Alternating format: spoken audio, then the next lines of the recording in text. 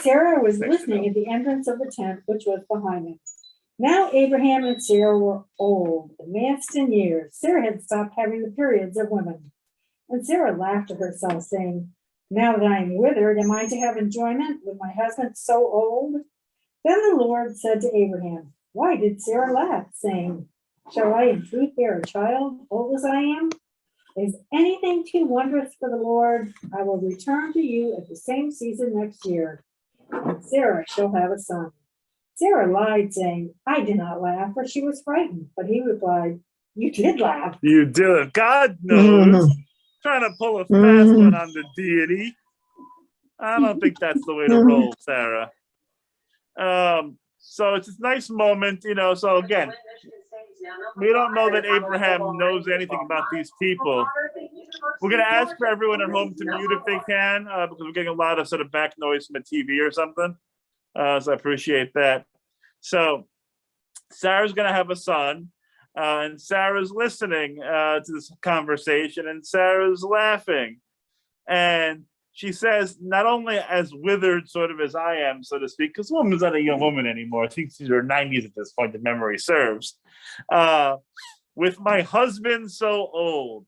A little shot at Abe too, not just about her state, but, maybe Abraham wasn't exactly going to be his most vital and whatever at this point in time. And then the eternal, God's talking to Abraham, and look what God does here to Abraham.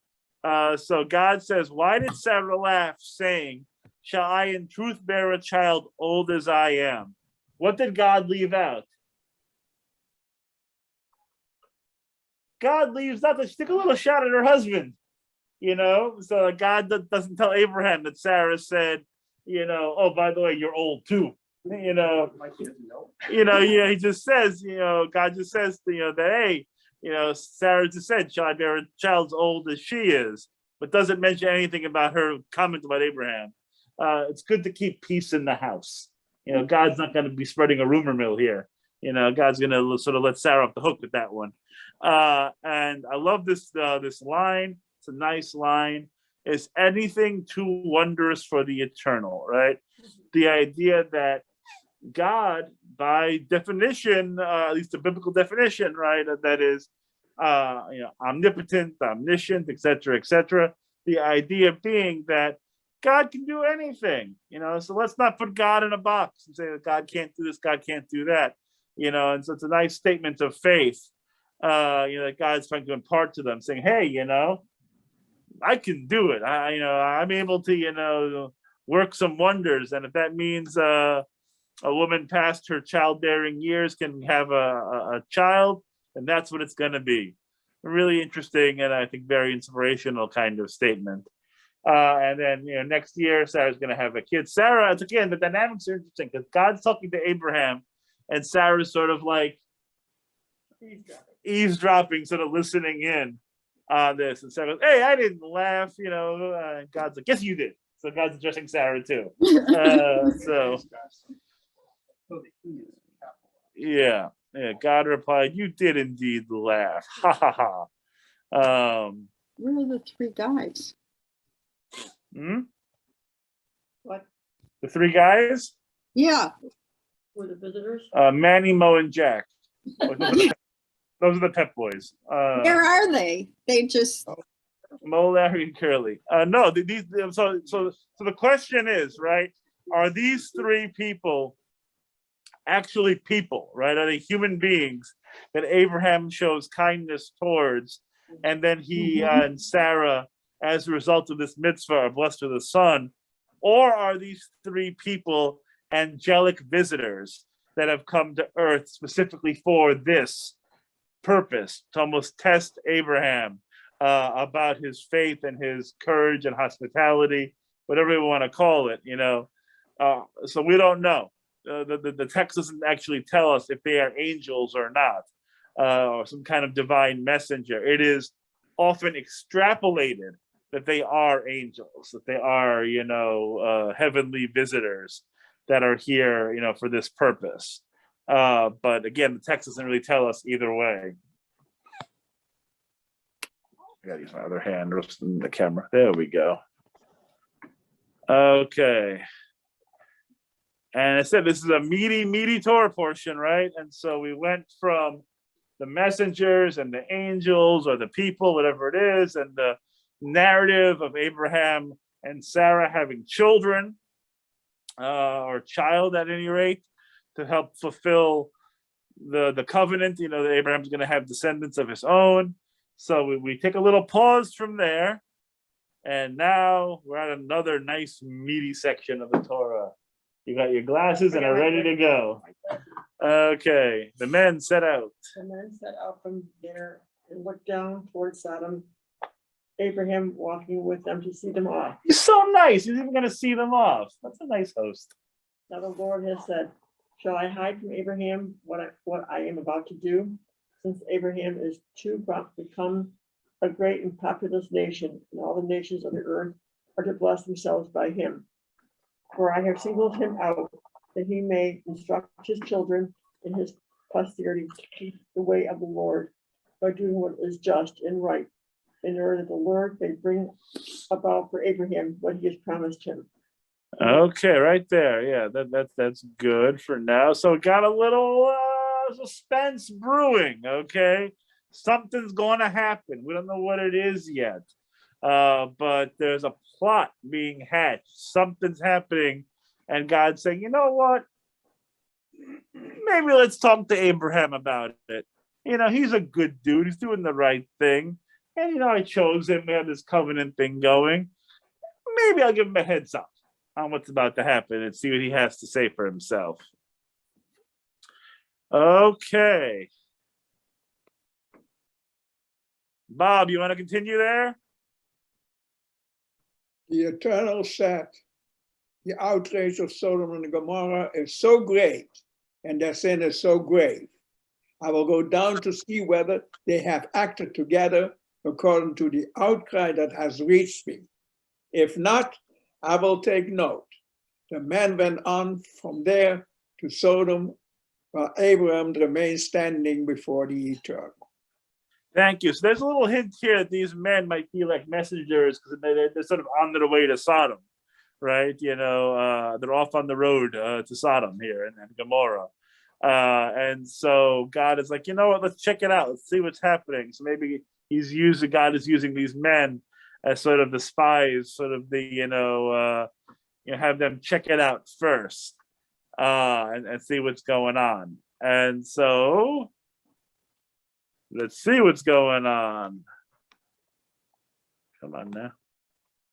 Okay. And so Abraham and God are going to have a conversation here on this. So Bob, give me one little more. Abraham came forward. Abraham came forward and said, will you sweep away the innocent along with the guilty? But if there should be 50 innocent within the city, will you then wipe out the place and not forgive it for the sake of the innocent 50 who are in it? Far be for you to do such a thing, to bring death upon the innocent as well as the guilty, so that innocent and guilty fare alike. Far be it for you, shall not the judge of all earth deal justly? Okay, good. Right there is great, Bob. Thank you. So Abraham's coming to God to have a conversation here. How would you describe Abraham's tone, remarks, tenor? What's his what emotions is he conveying here? What's he trying to do? He's worried. He's worried and fear, a lot of fear. He's worried. He's scared. Definitely. Mixed feelings, trepidation. Mixed feel, little trepidation. Very true. How is he? Go ahead. I was going to say, I think he's exasperated that Exasperated. Interesting. You think he's what? I didn't hear you. exasperated. Come on, God, are you going to really do this? Are you going to wipe out these people when you have all these good people? I mean, he's kind of like, how could you do this, God? I like it. Very interesting. So Any he's other challenging. He's challenging, right? Mm-hmm. Questioning authority? Questioning authority. Using God's own justice against them. So the comment was using God's own justice against him, that sense of justice. Yeah, I look at this, I like a lot of what we're saying. Like, I think a lot of that's in here, certainly. I think Abraham is definitely a little bit like it's a very stressful encounter, as justice work can often be.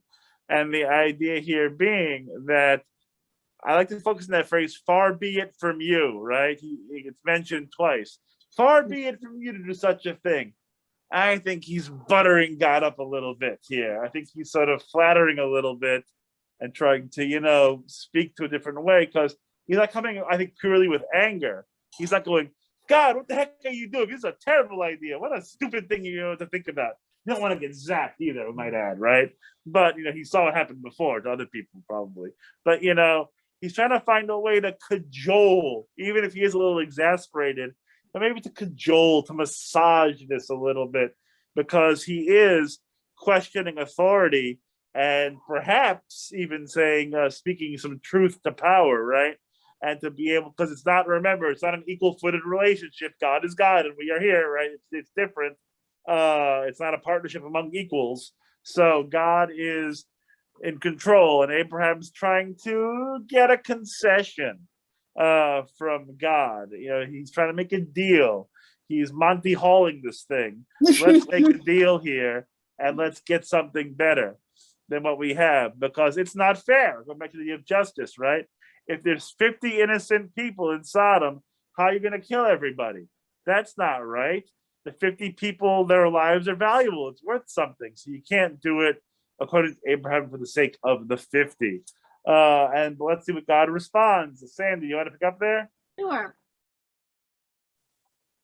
And the Eternal answered, if I find within the city of Sodom 50 innocent ones, I will forgive the whole place for their sake. There you go. Abraham gets the concession, 50 people, mazel tov all around. But Abraham isn't done yet. Abraham spoke up, saying, here I venture to speak to my Eternal, I who am but dust and ashes. What if the 50 innocent should lack 5? Will you destroy the whole city for want of the 5? And God, Ooh. I will not destroy if I find 45 there. Okay, so what if it's not 50? What if it's 45? We Jews like to bargain and barter a little bit, right? So, let's get a deal here. Let's see what's going to work. So 45, fine. I'm not going to destroy for 45. Okay, Sandy, give me one more. Sure. But he spoke to God again and said, what if 40 should be found there? And God answered, I will not do it for the sake of the 40. And he said, let not my Eternal be angry if I go on. What if 30 should be found there? And God answered, I will not do it if I find 30 there. And he said, I venture again to speak to my Eternal. What if 20 should be found there? And God answered, I will not destroy for the sake of the 20. Oh, we're getting a good deal here. We're just going down and down. And throw in the free satellite radio on this deal here, right? And so we're just completely trying to figure out a way to make this work. 50, 45, 30, 35, and we'll go 20. And Abraham a little chutzpahdik, as we might say, but he's getting this thing done. We're down to 20. What a great deal. What a great bargain. But Abraham is not finished yet. So Bonnie, you want to pick up right there? And he said, I'll just go up a little bit. And he said, let not my Eternal be angry if I speak but this last time. What if 10 should be found there? And God answered, I will not destroy for the sake of the 10. When the Eternal had finished speaking to Abraham, God departed, and Abraham returned to his place. Okay, so we got a deal, 10. If there's a minion in Sodom, can I get a minion? Can I get 10 people? Which is, by the way, this is one of the sources, not the primary, but it is one of the sources for a minion. that 10 people create community. 10 people are, that's a group, so to speak. So what if we have 10? We're not going to destroy it for 10. So can I get a minion in Sodom? Spoiler alert. No, we cannot get a minion in Sodom. So we're going to keep going. And look, the deal is struck. God goes one way, Abraham goes the other way. Good feelings had by all. Abraham's able to sort of express his concerns for justice, unlike our friend Noah from a couple of weeks ago, who did absolutely garnished and did nothing when it came to this bargaining with God. Said, forget him. I'm going to get on my boat. And they're going to drown. I'll be all right. Serves them right anyway. And Abraham here argues, he cajoles, however you want to phrase it, but he finds a way to get God down to 10, 10 righteous people in Sodom. Of course, it's a lot of work for nothing. But that being said, Bonnie, let's keep going. The two angels. The two angels arrived at Sodom in the evening, as Lot was sitting in the gate of Sodom. When Lot saw them, he rose to greet them, and bowing low with his face to the ground, he said, "Please, my eternals, turn aside to your servant's house to spend the night, and bathe your feet that you may be on your way early." Again, But that's a typo. That's going to be "please, my lords," because again, these are people. Please, my lords, turn aside to your servant. Okay, keep going. But they said, "No, we will spend the night in the square." But he urged them strongly, so they turned his way and entered his house. He prepared a feast for them and baked unleavened bread, and they ate. A little matzah. A little early for matzah, perhaps, but a little matzah. And, not for nothing. I don't really consider matzah to be part of a feast unless it really is Passover. There's some brisket coming out. But, there's some food. Hospitality runs in the family. It's nice. We learn from our families, and the way to do things. And so you have these two angels who are here. And they say, hey, come in, get a little nosh, get a little bit of bathed up a little bit. I'm like, nah, we'll just chill like homeless people outside in the square. Don't worry about us, we'll be fine in the middle of the public square. And Lot says, no, come in and have a little something. And they agree, they come in and they eat. And then when they're about to take a little bit of a nap, they're about to go to sleep. But now trouble is brewing. Trouble is brewing. Okay. Next, Leah. You want to read a little bit? You got to unmute. I get the good part. Oh, yes. Had not yet lain down when the townspeople, the men of Sodom, young and old, all the people to the last man, gathered around the house. And they shouted to Lot and said to him, "Where are the men who came in to you tonight?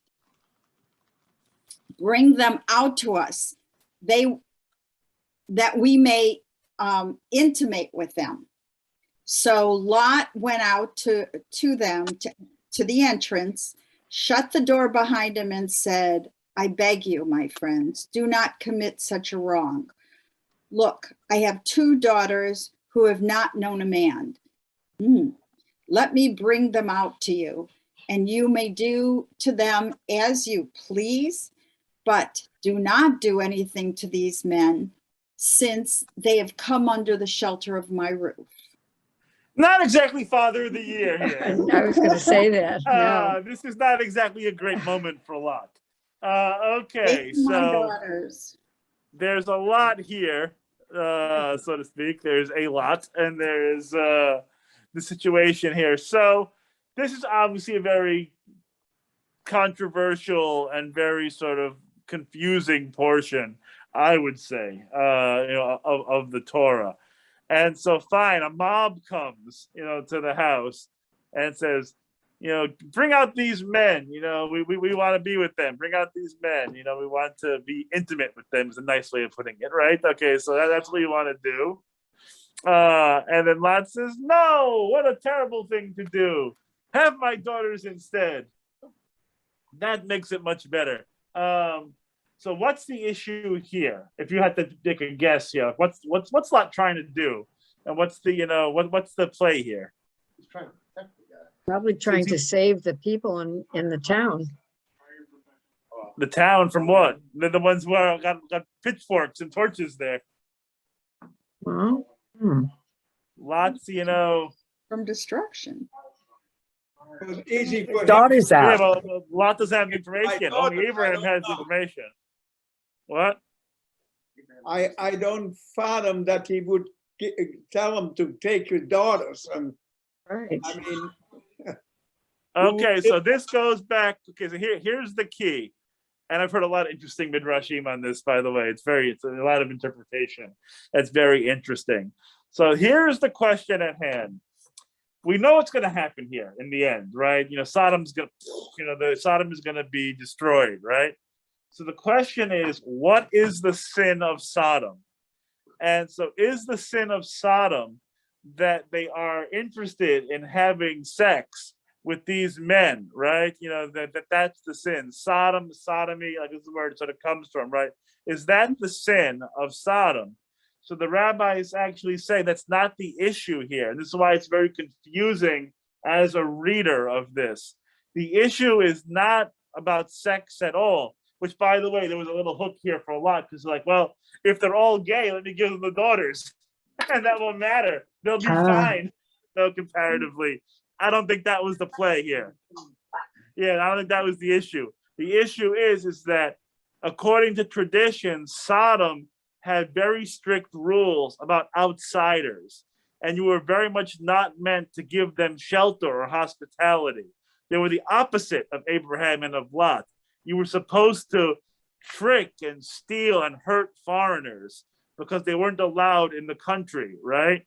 So these two men, these angels, they don't look angels, these two men are the strangers in the city, and they're the ones who are going to be hurt, right? And so Lot says, you know what? I'm a host. Like he's the best host ever. He's like the Airbnb super host. I'm not going to let these men who are under my protection, under my shelter, be hurt. My daughters, they're here already. Like they're not strangers or foreigners. They're here, and maybe that's the cost of doing business in Sodom. But he doesn't want his reputation impugned as a host, and he wants to like sort of be hospitable to these two people and protect them at all costs, even at the cost of his daughters. Again, not a good look. Let's be clear. Like this is not, I don't know what the other solution might have been, but it had a better one, as we mentioned before.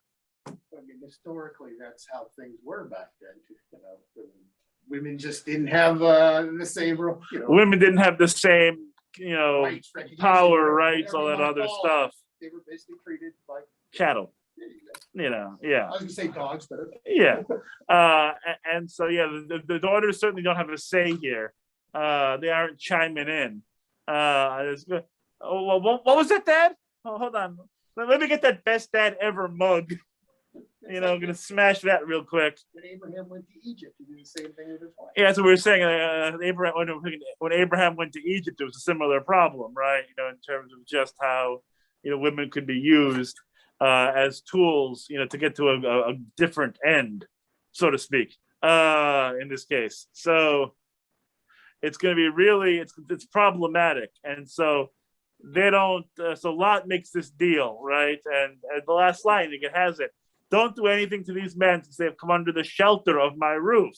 It's important to Lot that his reputation as a good host, is not abrogated. That it's not denied in any way. So he's very proud of, I guess, being a good host, and he's going to protect these men at all costs. But of course, these mob guys who are outside, these rebel rousers, aren't buying this. They aren't buying this deal.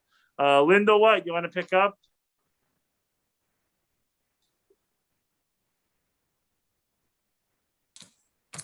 But they said, stand back, the fellow, they said, came here as an alien, and already he acts the ruler. Now we will deal worse with you than with them. And So that didn't work well for Lot, is what we're saying here. They deny it, and remember, Lot's new. to the community, right? Lot's, he just moved there a little while ago. He's part of the neighborhood association, maybe, but whatever it is, he's still new. And they're like, you know what, new guy, shut up. Forget it. Now you're gonna get it even worse than they are. Okay, so keep going, Linda. And they pressed hard against the person of Lot and moved forward to break the door. But the men stretched out their hands and pulled Lot into the house with them and shut the door. And the people who were at the entrance of the house, young and old, they struck with blinding light so that they were helpless to find the entrance. Oh, they done messed up now. Okay, the angels are showing some angelic power. Give them the kaboom, give them that blinding light. No one can see what's happening. And so they're sort of all groping in the dark or in the light, so to speak, because their eyes got hit by it. But they're resilient. They're going to keep going a little bit with this. Linda, give me a little more. Then the men said to Lot, who else have you here? Sons-in-law, your sons and daughters, or anyone else that you have in the city? Bring them out of the place, for we are about to destroy this place. Because the outcry against them before the Eternal has become so great that the Eternal has sent us to destroy it. So Lot went out and spoke to his son-in-law, who had married his daughters, and said, up, get out of this place, for the Eternal is about to destroy the city. But he seemed to his son-in-law as one who jests. Okay, so we have this moment here. So the angels in the room are like, hey, time to pack your stuff up. It's time to get out of Dodge. All right. And so Lot is trying to do this. Lot gets the information that everything's going to be smashed in a minute. So Lot goes to his dummy son-in-laws and say, hey, frickin' frack, let's go. We got to get out of here. And they're like, oh, Lot, you silly curmudgeonly father-in-law. What are you talking about? We're just going to chill here. All the stuff about angels and destruction, sit down, relax. I'm going to keep reading the paper, right? And so the sons-in-laws just sort of chill and they don't believe him. And so they get to stick around a little bit, which is not going to be a wise decision. So Renee, you want to pick up there? As dawn broke, the angels urged Lot on, saying, up, take your wife and your 2 remaining daughters, lest you be swept away because of the iniquity of the city. Still he delayed. So the men seized his hand and the hands of his wife and his 2 daughters in the Eternal's mercy on him, and brought him out and left him outside the city. When they had brought them outside, one said, flee for your life. Do not look behind you, nor stop anywhere in the plain. Flee to the hills, lest you be swept away. Okay, again, it's time to get your giddy up, pack up your stuff, whatever you can carry on your back, and let's hit the dusty trail. Let's get out of here because bad stuff's a coming. And Lot is still not ready to go just yet. He's still a little bit unsure of the next course of action. But let's give it a little bit more. Come on, Renee, a little more for us today. I think it's going to be good. But Lot said to them, oh no, my lord, you have been so gracious to your servant and have already shown me so much kindness in order to save my life. But I cannot flee to the hills, lest the disaster overtake me and I die. Look, that town there is near enough to flee to. It is such a little place. Let me flee there. It is such a little place, and let my life be saved. I gotta say, quibbling a little bit. Get out. It's all gonna be destroyed. It's like it's not really time to be wondering about the real estate prices. Let's go. But lots to get a little particular. I don't want to flee there. I want to flee here. Just flee. It's not that hard. Pack up your stuff. Let's go. And so this other town might have been marked for destruction as well, apparently. Debbie, you want to pick up here? You got to unmute, Debbie. There you go. He replied, very well, I will grant you this favor too, and I will not annihilate the town of which you have spoken. Hurry, flee there, for I cannot do anything until you arrive there. Hence the town came to be called Zoar. Very nice. So he's going to flee to Zoar, where things are going to be a little bit better and not destroyed. So, but now it's time to get to the good stuff. Okay, Debbie, now it's time to destroy everything. As the sun rose upon the earth and Lot entered Zoar, the Eternal rained upon Sodom and Gomorrah sulfurous fire from the Eternal out of heaven. He annihilated those cities and the entire plain and all the inhabitants of the cities and the vegetation of the ground. Lot's wife looked back, and she thereupon turned into a pillar of salt. She had one thing to do. Don't turn back. It's like Eve with the stupid tree. You know, it's like, don't eat the fruit. It's not that complicated. And here, don't turn back. You turn back. Again, same problem as we know. It's like you tell someone not to do something, it's the first thing they want to do. Women don't listen. I don't think it's just women, but God knows in the Bible, you know, but I keep on thinking of the waiter when they lay the plate down on your table. Don't touch this, the plate is hot. That's the first thing you do. I want to get the conception of hot. You know, yeah, you can't not touch it. So it's there. Oh, is that not that hot? My finger is burning. Okay, so yeah, so sulfurous fire just raining down the good stuff and just destroying these cities, destroying the plain. Even the potatoes and the carrots get it. The vegetation of the ground, it's all burnt up. They were sinful too, I guess. And it's all destroyed. Literally salting the earth, so to speak, with Lot's wife, you know, that she gets turned to a pillar of salt. If you go to Israel and you go through the Arava, you go through the wilderness, your tour guide will point and show you the rock that's Lot's wife.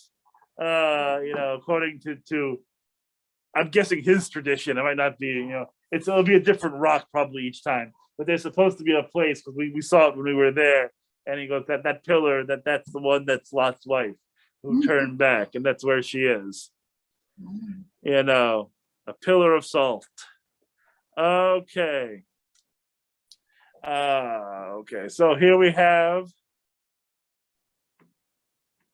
Bob and Carolyn are here. Nice to see you both. Would you like to pick up and read a little bit?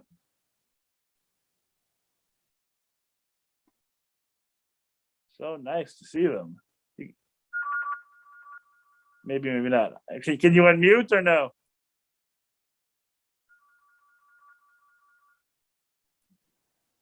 Yeah, okay. There you go. Okay. Next morning. Next morning, Abraham hurried to the place where he had stood before the Eternal, and looking down towards Sodom and Gomorrah and all the land of the plain, he saw the smoke of the land rising like the smoke of a kiln. Thus it was that when God destroyed the cities of the plain and annihilated the cities where Lot dwelt, God was mindful of Abraham and removed Lot from the midst of the upheaval. I gotta tell you, I always picture this moment of like Abraham, like looking at this destruction and going, ah, goodness, I tried so hard, had a little discussion, you know, fought with God a little bit, took us on the line here, and what do I get? Nothing out of this. You know, everything is destroyed anyway. You know, trying to make a nice dinner, it falls on the floor. You know, it's like you're trying to help out, and what happens? You know, at least he tried. He gets an A for effort and an A for Abraham. He tries very hard. Okay. Oh my goodness, we still have time for the fun. You know that saying, what goes around comes around?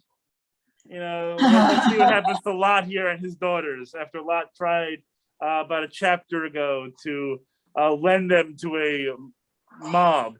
So let's see what happens now with Lot and his daughters. Okay, Carolyn, you want to do a little more there? Sure. Lot went up from Zoar and settled in the hill country with his 2 daughters, for he was afraid to dwell in Zoar. And he and his 2 daughters lived in a cave. And the older one said to the younger, "Our father is old, and there is not a man on earth to consort with us in the way of all the world. Come, let us make our father drink wine, and let us lie with him, that we may maintain life through our father." Okay, now we're getting to the X-rated portion of our program. TVMA. Right. Okay, so I can't give you a good reason for this. You know, there are other men on Earth at this point, but they're in the cave, right? And they're sort of hanging out there. And the older one hatches this great plan. Hey, you know, Dad's getting older. And because the 2 idiot son-in-laws didn't leave Sodom, and so they're destroyed. And so it's just those 3. And they say, hey, we want our father's line to continue. And for that to happen, we have to, you know, get pregnant. And there's dear old Dad in the cave. Okay, so that's their plan at this moment in time. Let's get them a little drunk and, you know, see what happens. So let's see what happens. Hanging out in Sodom too long, a little too much influence. That night they made their father drink wine, and the older one went in and lay with her father. He did not know when she lay down or when she rose. He was really, really drunk. The next day, the older one said to the younger, "See, I lay with father last night. Let's make him drink wine tonight also, and then you go and lie with him, that we may maintain life through our father." Second verse, same as the first. That night they also made their father drink wine, and the younger one went and lay with him, and he didn't know when she lay down or when she rose up, because he's too inebriated. Thus the 2 daughters of Lot came to be with child, oh no, by their father. Okay. The older one bore a son and named him Moab, and he is the father of the Moabites of today. And the younger one also bore a son, and he is called Ben-Ami, and he is the father of the Ammonites of today. The Moabites and Ammonites can trace their lineage to this lovely escapade here. The 2 enemies of the Israelis. 2 enemies of the Israelites, to be sure. Did the father wonder how they got pregnant? I don't know. It worked for Probably Mary. not. Right. Probably figured I must have I been. mean, I don't know. You could have made some junk up, you know. I don't know how this happened. You know, a little immaculate conception. I don't know. I don't remember if there's any postscript on this for Lot, but his opinion here. But the Moabites and the Ammonites, as we know, they're going to be major tribes, and they're going to be warring with the people of Israel for a long time. There's a lot of heat there between the peoples. Moab, interesting name, a good name. What does Moab mean? Does it have in the notes? Oh, there's no notes, no version, right? Yeah. Okay, so Hebrew, a little Hebrew lesson for us all. Mem, the M sound in Hebrew as a preposition means the word from, usually, right? And so if someone asks you where you live, you can go like, Florida. I'm from Florida, you know, so it's from. So that's the first part. That's the Mo. Ab. Take that B and make it a V, because it really should be Moav. What's Av in Hebrew? Father. Father, that's right. So Moab means from father. She's pregnant by him, and so the boy is called from daddy. That's the name of Moab. So it was no secret. No secret. Not doing the kid any favors. In junior high school, it's going to be a problem for him. And the younger one also bore a son, and Ben-Ami. Ben, we know, is son. Ben is son. Yeah, and Ami, my people, right? So he is the son of my people. You know, so again, not as bad as Moab, to be fair, but also not great. You know, it's not what you want on the playground, is what I'm saying. So, you know, we got these two people, these two groups, and we have these two people groups. Fast forward a little bit. Let's call it, I don't know, a couple thousand years, maybe. I don't know. I'm trying to think when we would date Abraham, but let's date him sort of way back, and let's fast forward to the time of the land of Israel, right? It's the time of David, right? To that time, not time of David. Sorry, pre-David is the whole point. Pre-David, right? We have a story on Shavuot that we read that is from the book of Ruth, and Ruth is, of course, very famously a Moabite. That's right. And so we get Ruth from this story too, all the way back when. And so we'll save more of that for Shavuos. But the idea is that Ruth is a Moabite, and so the grandmother of King David came from this lineage. Mazel tov all around for everybody. Someone break out the schnapps, or maybe too much schnapps, frankly, in this story. You know, break out the coffee. Okay. And for those of us who like a little replay, we get a little replay here. Abraham journeyed from there to the region of the Negev and settled down between Kadesh and Shur. While he was sojourning in Gerar, Abraham said of his wife Sarah, "She's my sister." I've heard this before. We get a little replay of this story. She's my sister. So King Abimelech of Gerar had Sarah brought to him. But God came to Abimelech in a dream by night and said to him, "You are to die because of the woman that you have taken, for she is a married woman." We got to get back to some stronger sexual ethics, finally at the end of this evening, right? So stop taking all these women. Now, Abimelech had not approached her, because, don't want to get, the zets here. He said, "Oh, Eternal, will you even slay people who are innocent?" He himself said to me, "She's my sister." And she also said, "He's my brother." So when I did this, my heart was blameless and my hands are clean. Maybe not so much, but we'll give him a pass, at least on this issue here of the brother, sister, wife thing here. And God said to him in a dream, "I knew you did this with a blameless heart, and so I kept you from sinning against me. That's why I didn't let you touch her. Therefore, restore the man's wife, since he is a prophet." It's nice. First time he gets to be called a prophet. "And he will intercede for you to save your life.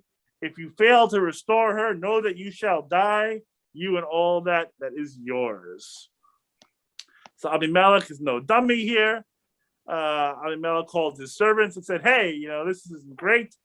Told them all that had happened, and the men were greatly frightened. Then he summons Abraham and says to him, "What are you doing to me here? This is not helpful. What wrong have I done to you that you should bring so much guilt upon me and my kingdom? You have done to me things that ought not to be done." "What then," Abimelech demanded of Abraham, "was your purpose in doing this thing?" "I thought," said Abraham, "surely there is no fear of God in this place, that they will kill me because of my wife.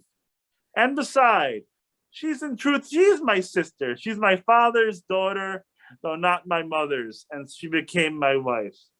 I don't know about that. But he's telling a little tale here. Doesn't make it sound better, I'll put it that way. So what was it? Half sister? Yeah. A lot of inside baseball going on here, so to speak. And so when God made me wander from my father's house, I said to her, "Let this be the kindness that you shall do for me, whatever place we come to say there of me, he is my brother," to protect him from getting killed here. So, of course, Abimelech takes some sheep and oxen, some male and female slaves. Again, we've heard this before with Pharaoh, and gave them to Abraham and restored Sarah, his wife, to him. And Abimelech says, "Hey, here's some land before you. Go wherever you want. Settle wherever you please." And he said to Sarah, "I herewith give you your brother 1,000 pieces of silver, and that'll serve to you as a vindication before all who are with you, and that you are cleared before everyone. Abimelech prays to God. God heals Abimelech from any potential sickness. They get have children later because God had closed fast every womb of the household of Abimelech because of Sarah. That was sort of the punishment for this almost sin that he had no idea he was committing. So it works out in the end for Abraham and Sarah. Less so for Lot and his He has a family. way of getting things. Abraham's got a way of that. It all turns out good for Abraham, right? You know. This part gave me a headache. Which part of it? The whole thing, the whole thing. Oh my God, you learned a few new things today, Renee. Right, I know. Wow. Oh my God. She's supposed to be like really, really old at this point, right? Yeah, she's supposed to be like 100 years old anyway, but I guess like, Mm. Well, like I said, you know, it's, yeah, she maintains her look. She moisturizes. The whole thing. You have to, you know, take care of this, or else you become a catcher's mitt. You know, it's the whole thing. Yeah, she has the right conditioner. Especially in the desert. Oh my God, desert climate's rough on the skin. Yeah. Okay, my friends, I think we've been scandalized enough for one evening. Next week, Akedah, we're gonna be sacrificing Isaac. So come on back. If you didn't have enough tonight, we can get to potential child murder next week. Okay. With all that said, have a great evening, everybody. Erev Tov. Erev And Tov. the adult confirmation, adult bar mitzvah class can be around for next. Good night. Good Everyone's night. welcome. Good night. Good night. Good night. Good night. Night, everybody. Thank you, Rabbi. it's the story of the most dysfunctional